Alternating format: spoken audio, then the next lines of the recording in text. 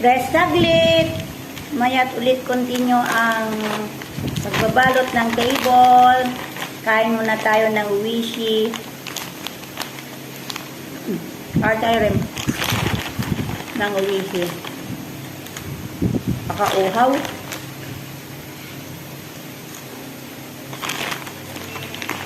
Yan, rest muna ng ilang minutes lang. Then, continue pagbabalot ng upuan.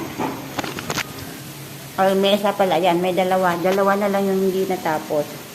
Ito, natapos na yung 4. Andun si Remiel. Room. Yan. Dalawa na lang yung hindi natapos. Isa, dalawa. Rest saglit. See you tomorrow, kids.